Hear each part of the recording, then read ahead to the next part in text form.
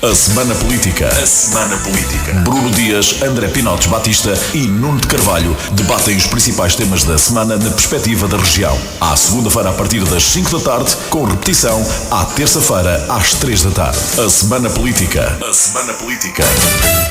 Boa tarde, damos início neste momento a mais um programa A Semana Política com Bruno Dias, deputado do Partido Comunista, eleito pelo Círculo de Setúbal, André Pinotes Batista, eleito pelo Partido Socialista, e Nuno Carvalho, eleito pelo PSD. Cumprimento os três que já estão connosco. Boa tarde também aos ouvintes.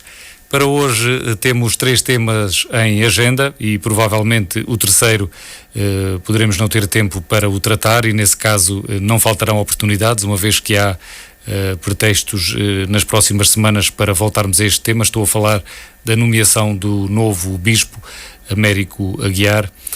Vamos ver se ainda falamos também desse tema, que também já tínhamos abordado no programa passado. Os outros 2 assuntos são as medidas de apoio ao crédito à habitação anunciadas pelo Governo e as eleições na Madeira que tiveram lugar ontem mesmo. Começamos pelas medidas de apoio ao crédito à habitação. André Pinotes Batista, sendo um deputado da posição, como gosta de dizer, acha que estas medidas são suficientes para aliviar tantas famílias que estão com muitas dificuldades financeiras, não só devido ao problema das prestações do crédito à habitação, mas porque isso se conjuga com o aumento dos custos da energia, do gasóleo, dos combustíveis. O que é que lhe parecem estas medidas anunciadas pelo Primeiro-Ministro? Boa tarde a todos. Antes de mais, gosto de me designar como um deputado da posição, mas tento ser de uma posição incómoda, mesmo assim. Eu tenho sempre essa destrinça, porque de facto aqui os meus 2 colegas de painel que saúdo, o Bruno e o Nuno Carvalho, estando na oposição têm um outro papel, mas aproveito para dizer que os deputados da posição também cumprem um papel de exigência e eu acho que o devem fazer. E sobre esta matéria, nós estamos a aflorar é provavelmente, juntamente com o cabaz essencial, aquilo que mais afeta a vida dos portugueses, a vida dos ouvintes, e como tal é um tema que requer muito cuidado na sua análise. Se a pergunta é feita no sentido de saber se estas medidas aliviam, a resposta é que sim, mas acho que há uma componente pedagógica que temos que dar. Mas há uma nota prévia que eu quero dar sobre este ponto e que se prende com o facto de me parecer apropriado, de me parecer eficaz, de me parecer ajustado, que o Governo vá respondendo com cautela orçamental à medida que os problemas vão surgindo. Foi assim com os impostos em determinado momento, quando tivemos o auto-voucher e algumas descidas de impostos que foram tidas, e também de prazos e de valores de taxas de carbono. Foi assim com o IVA zero, medida da qual eu tive dúvidas, mas que se veio a comprovar útil.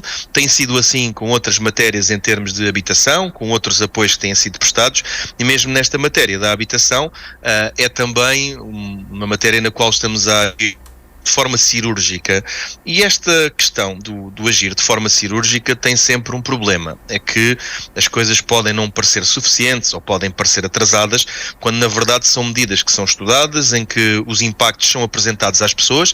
Neste caso nós estamos a falar de uma medida que vai ter um impacto de 200 milhões de euros, e é importante que as pessoas percebam uma coisa: estes descontos são moratórias, não são perdões, e aqui é a componente pedagógica que tem que ser tida. Por muito desagradável que seja o que eu vou dizer, tenho a certeza que nem o Bruno Dias nem o Nuno Carvalho desdirão este facto. Um crédito à habitação é celebrado entre quem adquire uma casa ou quem tem uma renda, aqui no caso iremos sensivelmente dar ao mesmo, e é contratualizado com uma entidade privada, no caso os bancos.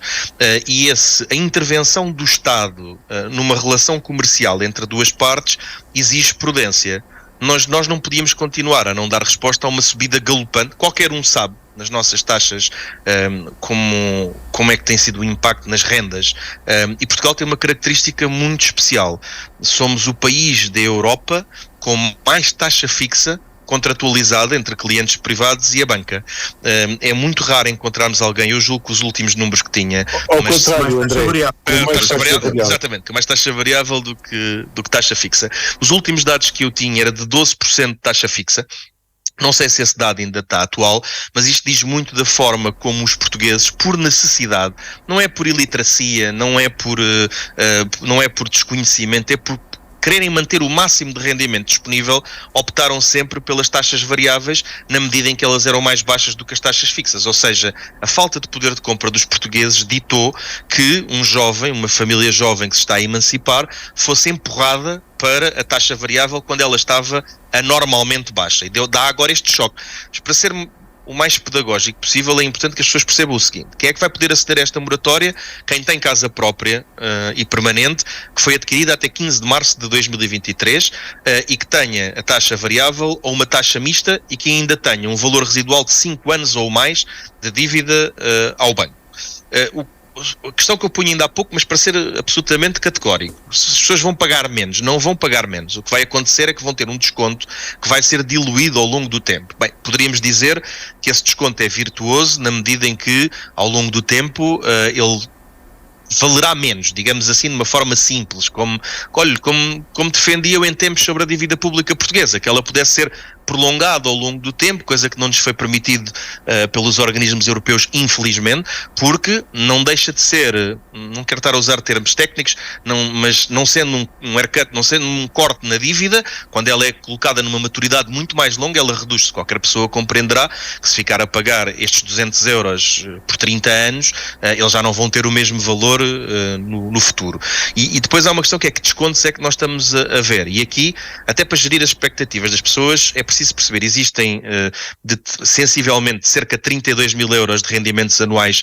Para baixo todos têm direito, para cima ninguém tem direito. Portanto, aqui eu, o Bruno Dias e o Nuno Carvalho não teremos direito a este desconto, em função daquilo que são os nossos rendimentos, mas a grande maioria dos portugueses terá.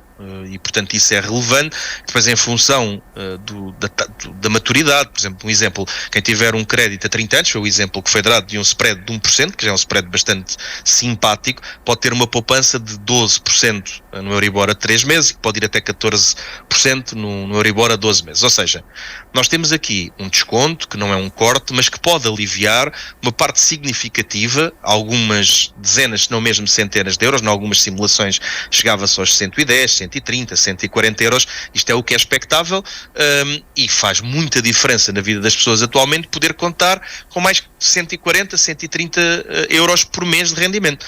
Não é a soma de todos estes fatores que têm aumentado o nosso custo de vida.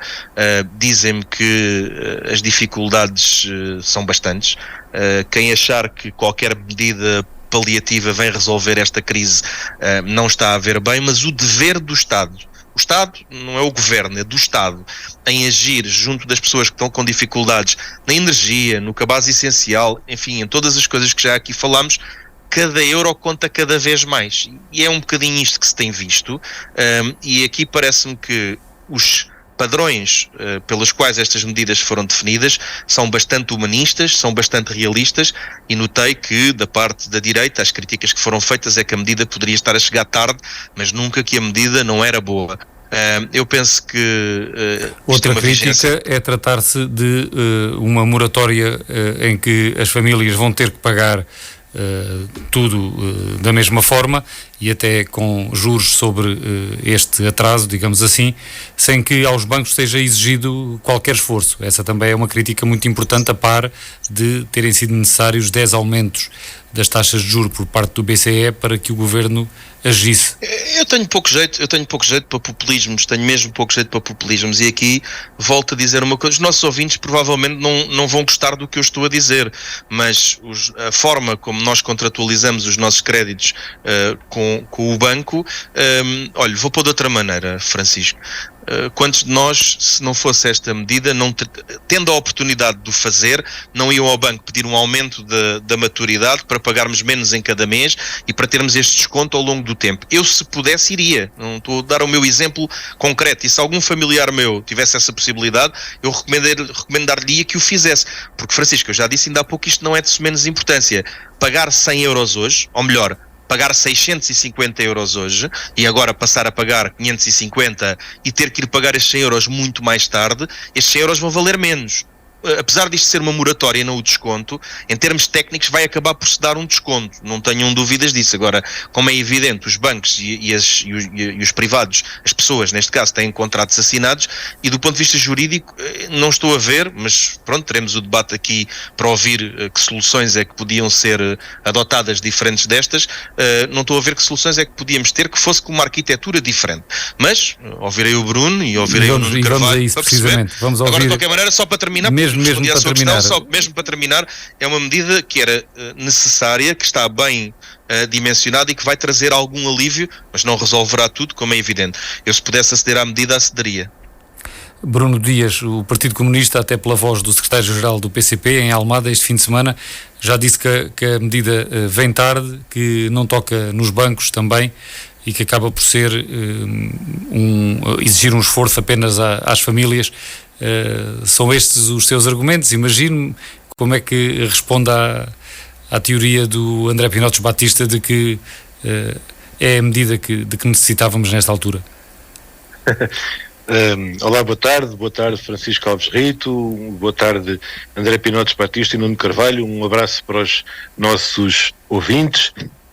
É isso mesmo, o meu camarada Paulo Raimundo, o secretário-geral do PCP, esteve este fim de semana em Almada e desenvolveu, aliás, com um conjunto de outras participações, outras intervenções de jovens, de pessoas confrontadas com esta situação dramática do aumento das prestações, mas também das rendas. Nós agora estamos a falar da questão das prestações bancárias, não é? Aqueles de nós que somos inquilinos do banco, como se costuma dizer, mas toda a situação que tem a ver com o arrendamento, é? Com a questão das rendas das casas, está completamente a passar ao lado. Essa está por resolver ainda também. Essa teremos de continuar a falar sobre isso. Aguarda-se que o Governo consiga definir qual é a política para o próximo ano, em termos dos aumentos, sim. Exatamente. E já agora, não deixar de dizer que se o Governo quisesse intervir para travar o aumento das rendas, já tinha conseguido fazer. A gente já viu o Governo responder em poucos dias, quando queria. Seja o que for, quando se tratava de vontade política para intervir e para decidir, o Primeiro-Ministro António Costa e este Governo já demonstraram que quando querem ser rápidos, são rápidos. Quando querem demorar muito, demoram muito. E em relação a travar o aumento das rendas, estão mesmo a demorar muito. Relativamente a esta parte da questão que tem a ver com os inquilinos do banco, né? As pessoas têm empréstimo e têm prestações da casa para pagar.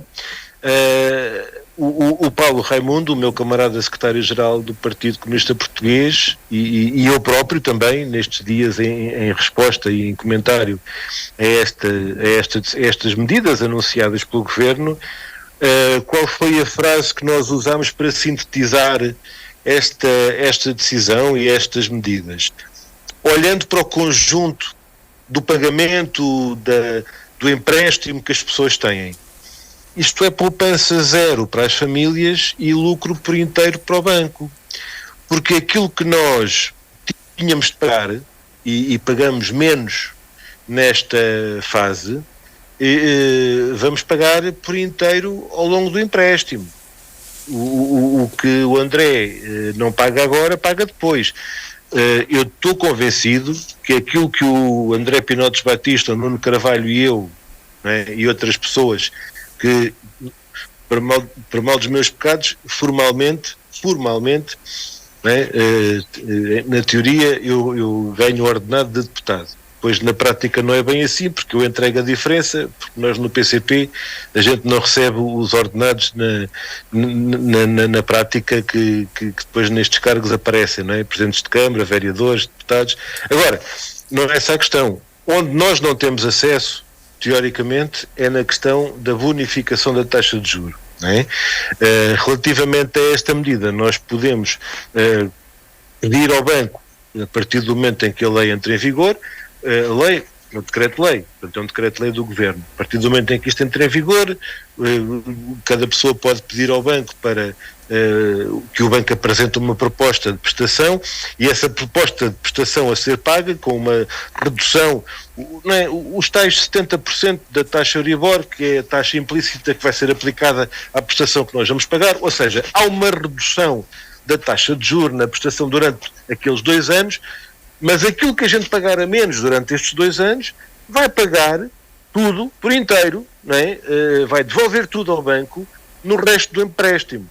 Eu não vou dizer, não é, porque eu não sou aquela coisa do pobre mal agradecido, não é? Não se trata de dizer que isto para as pessoas não conta para nada naqueles meses que temos pela frente de grande aflição e de grande angústia, em que as pessoas estão a poupar na comida para pagar a prestação, porque hoje há muitas pessoas que estão com as suas vidas muito afetadas, precisamente porque o ordenado não chega para tudo e é preciso pagar a prestação porque as pessoas para a rua que não querem ir, não é? Reconheço que a medida pode aliviar as famílias que estiverem mais aflitas, mas temporariamente, mas vão pagar tudo por inteiro. Mas miuçando aqui as 3 críticas que o Partido Comunista apresenta a estas medidas, mais em particular, dizem que é demasiado tarde à 10ª mexida nas taxas de juros. Quando é que deveria ter sido adotado algum tipo de apoio nesta matéria dos créditos de habitação?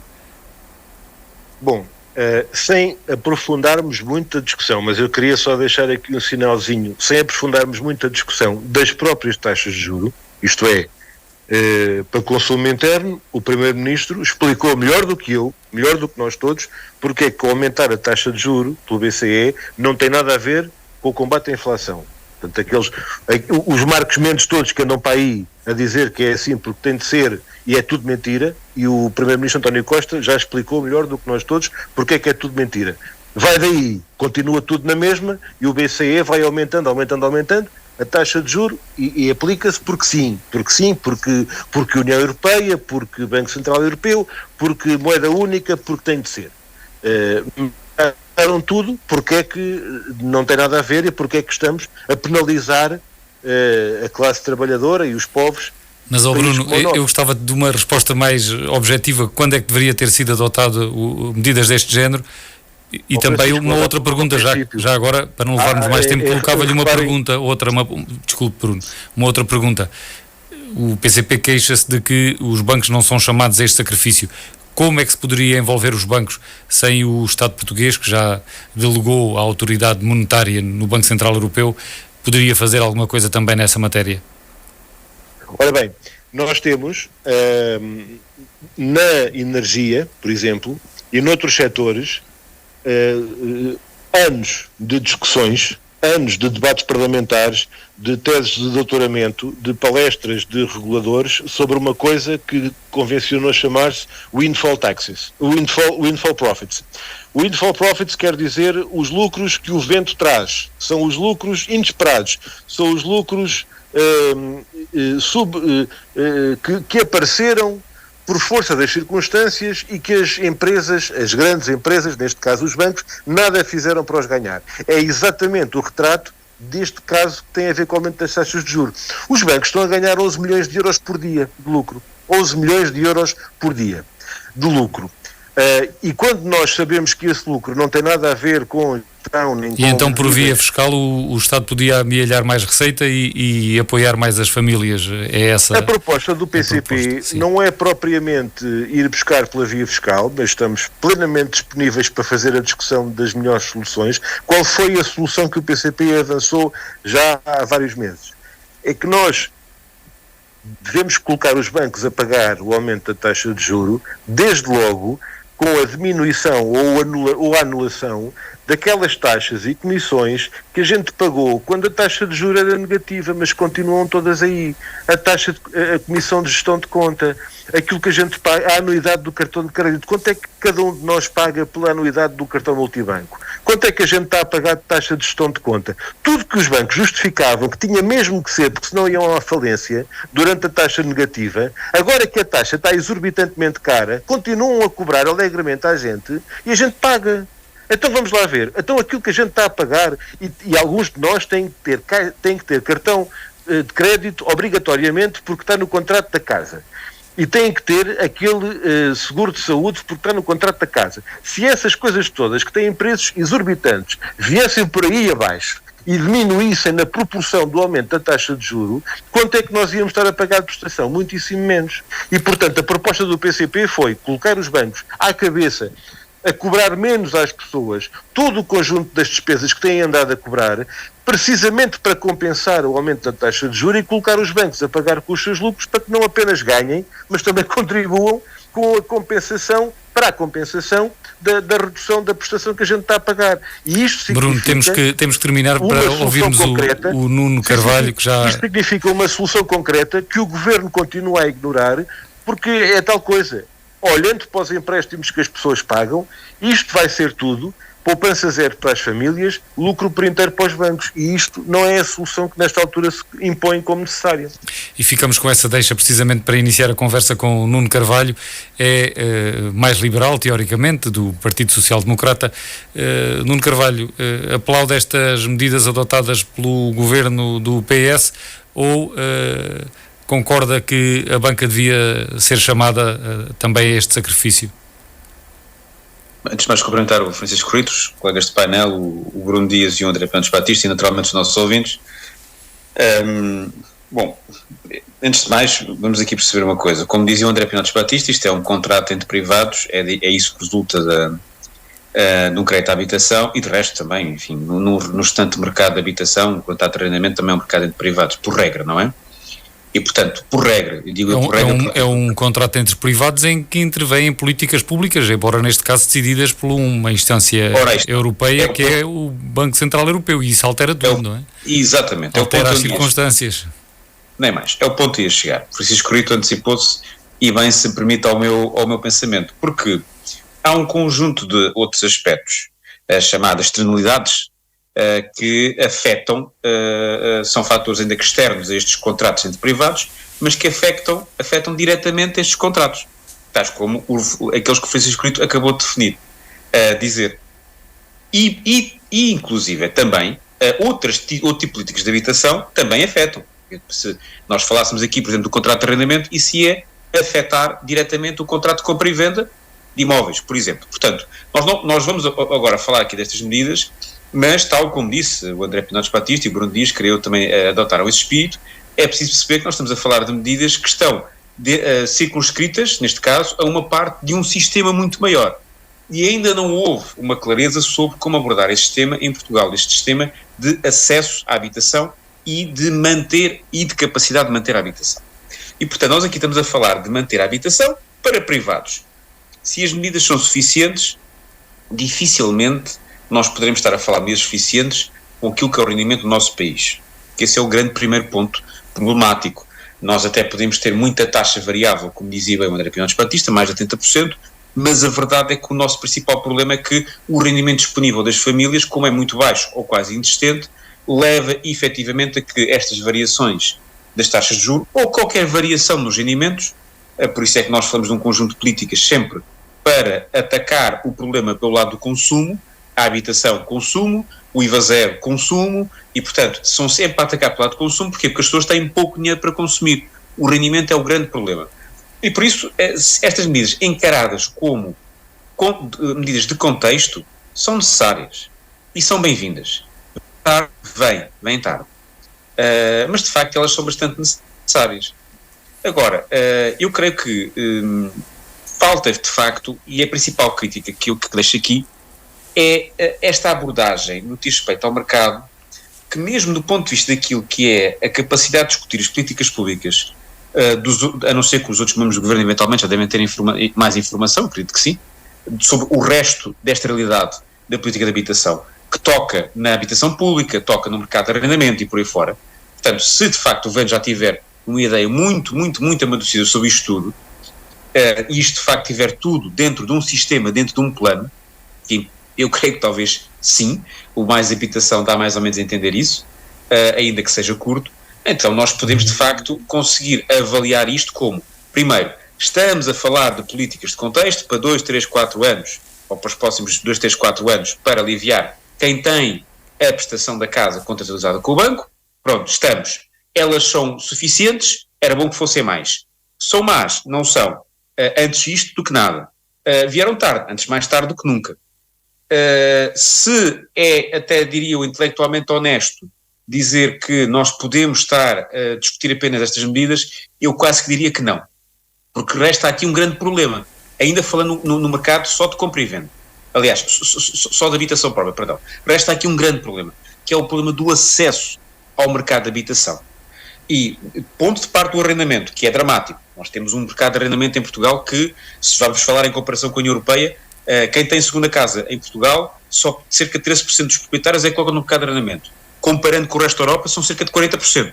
Portanto, o mercado de arrendamento em Portugal é muito magro, a contar com as pessoas que vêm de fora, os nómadas digitais e várias outras pessoas que vêm de fora e que não vêm comprar casa, que arrendam casa. Portanto, o nosso país é cada vez mais atrativo para esse tipo de pessoas e que faz com que a oferta fique ainda mais pressionada por esta procura. Portanto, ponto de fora o grande problema, que é mesmo muito grande, do contrato de arrendamento, mas pronto, como cerca de 78% das famílias de facto têm habitação própria, faz sentido falar de habitação própria, nós temos que abordar aqui o grande problema, que é e o acesso à habitação, e o acesso ao mercado de habitação, e a emancipação dos jovens, como dizia o André Pinotes Batista, quer dizer, nós estamos a defender aqueles que já se emanciparam, e bem, e aqueles que se querem emancipar, que de facto, possivelmente, a grande razão de não serem de casa dos pais, a não ser antes dos 30, 35 anos, um dos grandes fatores é o custo da habitação. E este problema não é minimamente abordado. E eu acho que, de facto, não há nenhuma razão, não havia nenhuma razão para o Sr. Ministro das Finanças anunciar estas medidas, deixando de fora algo que é fundamental, que é o acesso ao mercado. E até me podem dizer, bom, isto não é muito correto, porque mais habitação traz um conjunto de postos, de ideias, etc. Vamos lá perceber uma coisa. No que diz respeito ao mercado de habitação, quem o aceder agora tem dificuldades bem diferentes daqueles que já estão no mercado. E eu já aqui, em tempos falei desta dificuldade em que nós temos que percepcionar o mercado de habitação em duas fases. Aqueles que estão a consumir o produto, ou seja, que têm em casa e estão a consumir o produto, e aqueles que estão a tentar aceder ao produto, não conseguem aceder. E o grande problema que eu vejo aqui é, de facto, ter deixado de fora políticas verdadeiramente impactantes para quem tenta aceder ou quer aceder ao mercado de habitação. E eu admito que, de facto, no que diz respeito àquilo que é o apoio à habitação para a aquisição de casa, não seja fácil. Mas não é como se não fosse, seja impossível, porque não era. Mas, pelo menos, olhar para este problema na parte do sistema a nível de construção de habitação, que neste momento vai demorar muito tempo, aquisição de habitação, que pode ser uma solução mais célere para quem quer aceder ao mercado de habitação, e arrendamento, era fundamental que se falasse sobre isso. Porque nós vamos continuar a ter este problema de os jovens não se conseguirem emancipar em Portugal. Nuno Carvalho, mas relativamente a estas medidas em concreto, que, como diz, são mais de uma parte do problema, que é de quem tem casa própria comprada com recurso a financiamento bancário, o que é que lhe parece? Já teve a oportunidade de dizer que não resolverá todos os problemas, mas que virtudes e que defeitos é que vê neste plano do Governo? Há uma medida, eu vou destacar um aspecto positivo e um aspecto negativo, porque nós estamos a fazer comentário político, é verdade que cada um de nós está associado a um partido, mas eu creio que também temos o dever de tentar, sobre estas matérias, colocar a maior imparcialidade que conseguirmos. Há um aspecto positivo que creio que está relacionado com aquilo que o PSD também já tinha proposto, que é esta capacidade de quem tem taxa variável ou taxa mista conseguir empurrar os juros lá para o fim do empréstimo e, portanto, os bancos são obrigados a fazer uma proposta de reestruturação. Essa é uma medida que eu destaco como positiva porque ela tem um impacto imediato e os bancos são obrigados a aceitar.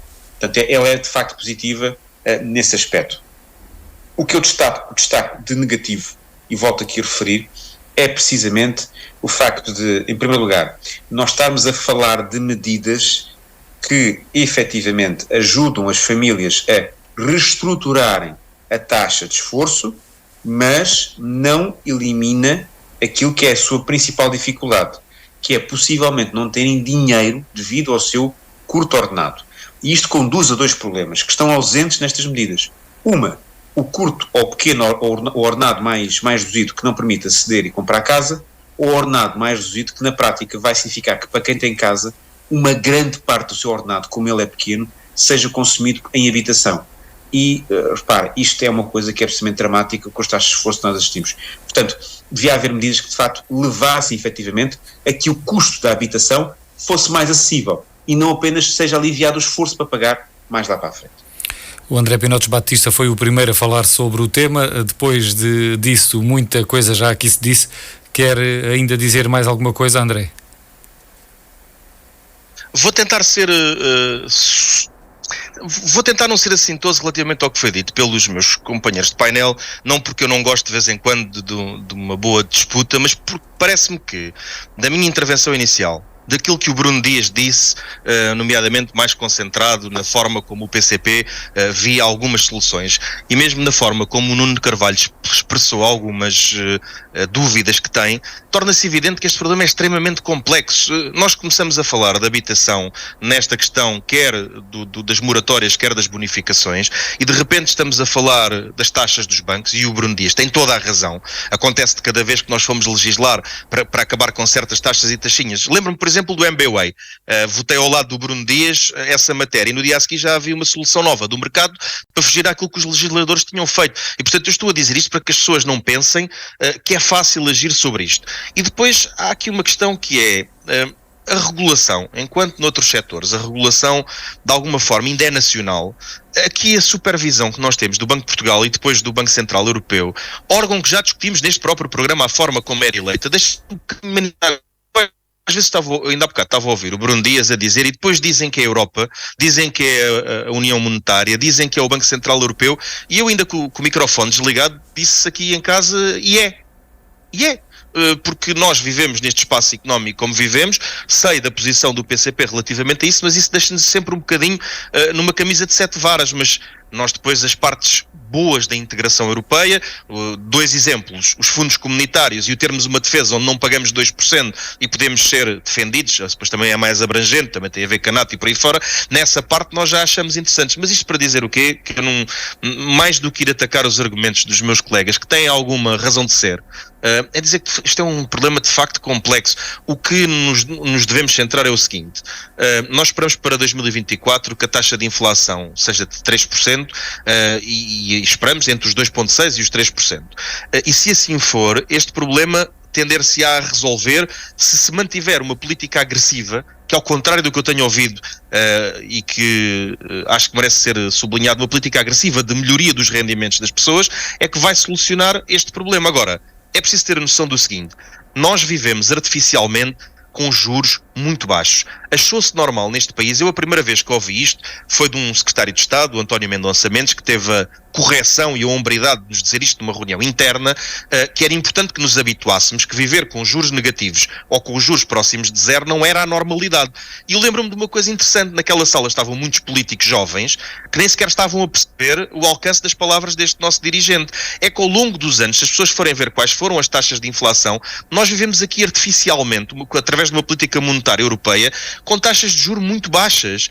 Nós chegámos a pagar à Alemanha para emitir dívida, ou seja, a Alemanha endividava-se e recebia dinheiro, e isto qualquer ouvinte compreende que é um contrassenso. Portanto, o importante aqui é ter políticas macroeconómicas que estabilizem isto e ter políticas nacionais que redistribuam mais riqueza. Eu tenho andado fixo numa coisa que me foi dito por um homem que é de esquerda, não é do meu partido, mas é próximo do meu partido. Para concluir, André, porque é muito simples. esta segunda ronda não pode levar tanto tempo quanto a primeira. É muito rápido. Andamos a distribuir dividendos, e eu não sou anticapitalista, acho que devemos continuar a distribuir dividendos. Convinha começarmos a distribuir também alguma felicidade, e é por isso que eu acho que tem que ser ainda mais agressiva a política de aumento dos rendimentos das pessoas, porque para eu não me tornar anticapitalista com o passar dos anos, é preciso que este capitalismo se torne mais humanista. Bruno Dias, ainda quer acrescentar alguma coisa? Peço-lhe que seja breve. Na primeira ronda também foi dos que mais falou. É só para dizer que eu sou anticapitalista e acho que a distribuição da riqueza criada está a ser um escândalo. Há quem esteja a ganhar muito com esta crise, muito. Há quem esteja a ganhar milhões por dia, à hora, e os povos estão a fazer um sacrifício imenso para alimentar algumas fortunas e acumular algumas fortunas. Isto não pode ser assim, isto não tem de ser assim. Vamos avançar. O Nuno Carvalho foi o último a falar. Não sei se terá alguma coisa a dizer sobre este tema. Se tiver, peço-lhe que inclua agora, assim que lhe der a palavra, porque ia começar por si, relativamente ao segundo tema de hoje. Já só faltam 15 minutos, menos um pouco, para o final do programa, e temos também que olhar para as eleições na Madeira, tal como falámos ao início, quanto à agenda do programa de hoje. Os resultados eleitorais indicam que, apesar de o PSD, coligado com o CDS, ter voltado a ganhar, desta vez não conseguiu a maioria absoluta e vai ter que arranjar mais um deputado. Fala-se na coligação com o IL, com a Iniciativa Liberal, e o PS perdeu imensos deputados, quase metade, embora continue a ser a segunda força política. Nuno Carvalho, considera que esta foi uma vitória do PSD e mesmo do líder do PSD, Madeira, que passou a semana passada a garantir que, se não tivesse maioria absoluta, que se demitia, que não aceitava governar? Acha que Miguel Albuquerque, agora que já fala em que vai continuar, apesar de ter que fazer uma coligação, que sai bem nesta fotografia? Bem, eu vou tentar consumir aqui cerca de 5 minutos, mas temos 15, que é para também dar tempo aos meus colegas de painel, e por isso deixo a questão da habitação para outra parte, para outro programa, se possível, que eu creio que naturalmente voltaremos a ela. Indo aqui a questão da matéria. Em primeiro lugar, o vencedor da noite é, de facto, o PSD, e eu até diria, de facto, o PSD porque o CDS está na coligação vencedora, mas aqui, sendo mais frio possível na análise, verifica-se que não deixou de haver um espaço que me pareceu ser ocupado pelo CDS, e tendencialmente até a ocupação desse espaço que se verificou foi pelo Chega. E portanto isso é um fenómeno de registar no que diz respeito àquilo que é a vitória do PSD. Segundo aspecto, esta vitória do PSD... Isso é passar a responsabilidade do crescimento do Chega para o parceiro de coligação, não? Não, eu já vou explicar porque é que eu estou a dizer isto. Não tenho detalhes de análise de sondagens, mas eu vou explicar porque é que eu estou a dizer isto. A Madeira passou a ser um único círculo eleitoral e, portanto, é natural que, havendo um único círculo eleitoral, que os partidos mais pequenos possam efetivamente ter mais representatividade. Por exemplo, a Iniciativa Liberal desceu no seu resultado e, no entanto, conseguiu eleger um deputado. Portanto, o sistema eleitoral mudou e isso levou, de facto, a que houvessem mais partidos a participar.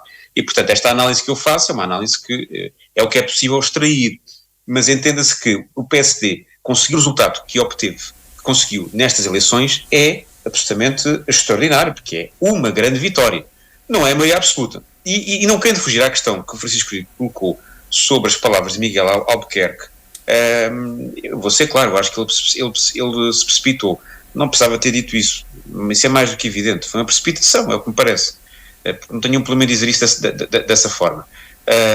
Pronto, e corrigiu essa precipitação. Não fica bem, diria isto qualquer político, se fosse qualquer partido, não fica bem ter dito aquilo e depois ter dito algo que me pareceu claramente diferente no dia da noite eleitoral. E, portanto, tendo a vitória que teve, e ninguém lhe tira essa grande vitória, ninguém tira essa grande vitória, era dispensável ter dito que se demitia se não tivesse maioria absoluta, porque de facto a vitória foi muito expressiva, mesmo muito expressiva. E evidentemente que qualquer político nunca deve procurar voltar atrás com a sua palavra, ou pelo menos deve procurar dar a sua palavra com a maior clareza possível, para não se pensar que está a voltar atrás. Como ainda tenho aqui 2 minutos e meio... 2 minutos e meio talvez nem tanto, mas 2 minutos, e pedia-lhe que terminasse. Partido Socialista. É uma derrota gigantesca da parte do Partido Socialista. E isso é mais do que evidente também. Há uma exceção da parte do Chega, que nos deve dar leituras nacionais. E creio que Luís Montenegro esteve bem no que diz respeito à única leitura nacional que talvez o PSD pudesse ser confrontado logo naqueles momentos a seguir, que foi dizer não há coligações com o Chega. E isso foi uma voz e uma mensagem única da parte do PSD a nível regional e da parte do PSD a nível nacional. E que traça uma linha de decisão clara para o futuro no que diz respeito àquilo que é o PSD e as soluções de governabilidade às quais o PSD pode vir a ter no futuro. E eu acho que isso, de facto, é muito, muito, muito importante. Agora, porque a Iniciativa Liberal não é o único partido que poderá ajudar o PSD e o CDS-PP a ter. Também o PAN poderá fazer.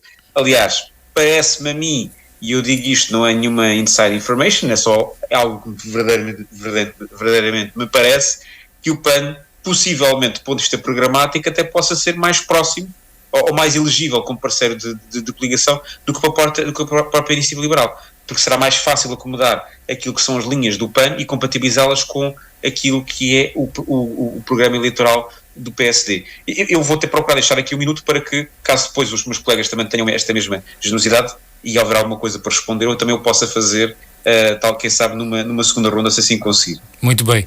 André Pinotes Batista, o Partido Socialista perdeu muitos votos. De quem é a responsabilidade? O Francisco está em mute. Estava a dizer, estou em mute agora? Não. Estão-me a ouvir? Francisco, se calhar avanço eu, uma vez que o Francisco está em mute, vou tentar ser sucinto, e nós temos a disciplina parlamentar, estamos habituados muito André, a isso. pode avançar, mas aqui na rádio estão-me a ouvir. Eu vou ser sucinto, que é para o Nuno Carvalho ter tempo de me responder, porque eu nesta matéria em particular vou deixar aqui algumas provocações. Quero começar primeiro pelo meu partido, dar os parabéns ao PSD pela vitória que teve e lamentar, eu não sou, não é uma pessoa que me seja próxima pessoalmente, tenho consideração pelo presidente do PS Madeira, mas achei lamentável a declaração de que o PS tinha tido pelo menos a soma do terceiro e quarto. O Partido Socialista não é isso, isso não me satisfaz como dirigente nacional do PS, acho eu que critiquei tantas vezes o Partido Comunista por certas leituras dos resultados em que nunca perdiam, o PS teve mesmo uma grande derrota na Madeira e isso merece reflexão. Feita esta nota que me parece de decência democrática e feitas as felicitações, aquilo que nós assistimos ontem na Madeira foi uma coisa de grande estupefação.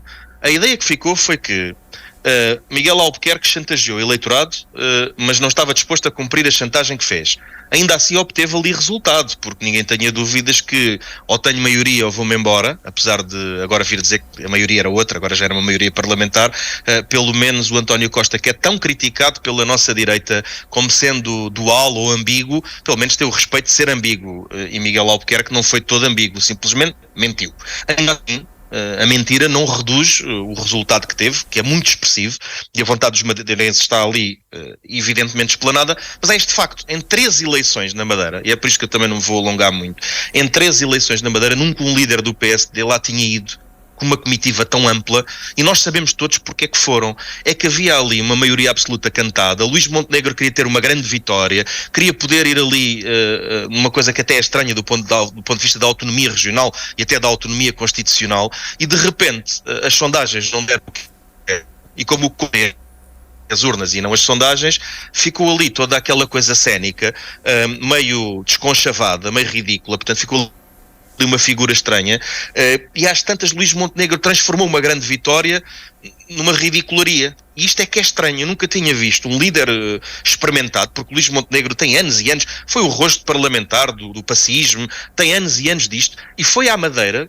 inaugurou a praxis, em que transformou uma grande vitória do PSD num disparate. E o timing que escolheu para falar, a seguir ao líder do PS pedir a admissão do líder do PSD Madeira, a seguir a André Ventura pedir a demissão do PSD Madeira, acabou por ser o líder do PSD a ir justificar a não demissão de Miguel Albuquerque por condições que o próprio tinha imposto, e fica esta sensação ridícula de que o resultado é muito bom, é todo de Miguel Albuquerque, havia uma fila de pessoas para ficar na fotografia e a fotografia desfocou. E isto é uma coisa de uma proeza, eu fico por aqui porque já fiz a minha provocação, André mas é de uma proeza incrível. André Pinotes Batista, eu aproveito para lhe colocar a pergunta que há pouco queria colocar e que não ouviu, apesar de aqui na rádio estar a sair bem, mas na nossa ligação estava o microfone desligado. O que lhe estava a perguntar é, e responsáveis por este resultado do Partido Socialista, quem é o culpado, digamos assim? É muito simples e não é matéria que eu quero discutir aqui, falta de coesão interna. E não é matéria que eu não discuto a vida do meu partido aqui, mas há coisas que são por demais evidentes. O PS teve... E acha que o líder regional tem condições para continuar? Era o que mais me faltava. Eu aprecio muito o Partido Comunista por raramente pedir as cabeças das pessoas e pedir é que lhe mostrem as políticas, e portanto aqui eu tenho a mesma prática. Eu sei o que é que faria naquele lugar, mas isso cabe. Eu sou dirigente nacional do PS, tenho como membro da Comissão Política Nacional, que é o órgão máximo do partido, eu não posso emitir opiniões dessas, era uma irresponsabilidade da minha parte, mas eu sei o que faria. Mas isto cada um sabe de si, da sua casa, e eu não opino. O PS tem que voltar a olhar para a Madeira. Deixa a liberdade como uma para aposta. uma decisão pessoal do líder regional. Política, não é pessoal, sim. Política, Francisco. Sim, mas é uma decisão tomada pessoalmente, naturalmente. Política, tomada pelo próprio, mas de cariz político. Nuno Carvalho terá desejo de responder a André Pinotes Batista, mas eu não posso deixar de convocar primeiro Bruno Dias e pedir-lhe que seja sucinto para ver se Nuno Carvalho ainda pode responder àquela provocação. Bruno Dias. Sim, senhor. Vou ser breve e vou dar espaço às provocações e às respostas. E queria deixar aqui uma lição e um ensinamento que eu julgo que vale a pena retirar destas eleições. E esta lição e este ensinamento que estas eleições na região da Madeira nos proporcionam é muito importante para as eleições todas que temos pela frente, todos nós. Nós precisamos mesmo de não ligar nenhuma às sondagens. Eu acho que é um fator fundamental para a democracia, e estão a aproximar-se os 50 anos da Revolução do 25 de Abril. Eu diria que um grito de defesa da democracia e do Portugal de Abril é a gente não ligar puto às sondagens, desculpem a expressão. Imaginem o que é, está aqui o Nuno Carvalho, está aqui o André Pinotes Batista, pessoas que já fizeram campanhas muitas vezes durante vários momentos. Imaginem o que é passarem de manhã à noite a falar com as pessoas, a falar sobre as propostas que apresentam na saúde, nos transportes, na habitação, nos salários, e quando aparece a comunicação social, as perguntas que fazem é: então, as sondagens dizem que os senhores vão desaparecer. Como é que comenta esta sondagem que diz que os senhores vão desaparecer? Só que depois não desaparecem. Depois têm 50% de votos a mais do que há 4 anos. Depois, num contexto em que houve menos 8 mil pessoas a votar, tiveram mais 1000 e tal votos do que há 4 anos. E isto significa que hoje em dia a forma como as sondagens são apresentadas e são comentadas e usadas como arma de arremesso estão a ser objetivamente uma ameaça à democracia. E agora, só para terminar, temos pouco tempo, esta situação em que um partido, uma força política, contra todas as evidências, contra todas as sentenças, contra as sondagens, quando todos dizem que vai deixar de estar no Parlamento, neste caso no Parlamento Regional, e neste contexto em que é bombardeada a população de manhã à noite com este facto consumado que transparece das sondagens que a CDU ia desaparecer, a CDU quase duplica e passou a ter, de todos os partidos, podia ter um crescimento. E se esse crescimento fosse revelado nas sondagens? Se as pessoas soubessem que a CDU estava à beira de eleger mais um deputado, que o PSD e o CDS em coligação iam perder a maioria absoluta, eu creio mesmo que isto é um tema para a nossa reflexão sobre a Madeira, sobre o país e sobre a democracia, para que as pessoas não sejam aprisionadas pelo poder mediático e pelo poder económico, porque isto tem mais que se lhe diga do que parece. Bruno, obrigado por deixar aqui ainda algum tempo. Nuno Carvalho, a réplica então ao que disse André Pinotes Batista, mas tem que ser rápido também. Vai ser muito rápido. Eu compreendo a questão de mencionar o Luís Montenegro. Eu acho que se não tivesse sido, o Montenegro também poderiam estar a dizer que eventualmente podia ter receio de não ter a maioria absoluta e por isso não arriscaria ir lá. Não me parece em nenhuma circunstância que um líder de um partido que acompanha as únicas eleições que estão decorrendo naquele momento e que se joga junto do líder do partido, que isso seja um alvo de crítica. Percebo a questão da comitiva e eu nestas coisas também sou um bocadinho igual. Eu acho que comitivas exageradas nunca faz bem, o exagero nunca faz bem, o excesso nunca faz bem. Mas também o excesso também nunca faz bem, ao contrário, que é a total ausência da parte do Partido Socialista sobre o resultado do Partido Socialista quando há 4 anos falaram. Portanto, houve imperfeições e houve excesso da parte do PSD, na forma como se deslocaram lá, houve excesso da parte do Partido Socialista, na forma como desapareceram completamente. Portanto, acompanho aqui, mas acho que é necessário ver o outro lado. Obrigado. Obrigado, Nuno Carvalho. Obrigado também, André Pinotes Batista e Bruno Dias. Voltam a encontrar-se os três de hoje a 8 dias. O programa está no ar às segundas-feiras às 5 da tarde e às terças às 3 da tarde e disponível também em podcast. Boa semana a todos. A Semana Política. A Semana Política. Bruno Dias, André Pinotes Batista e Nuno de Carvalho debatem os principais temas da semana na perspectiva da região. À segunda-feira a partir das 5 da tarde, com repetição à terça-feira às 3 da tarde. A Semana Política. A Semana Política.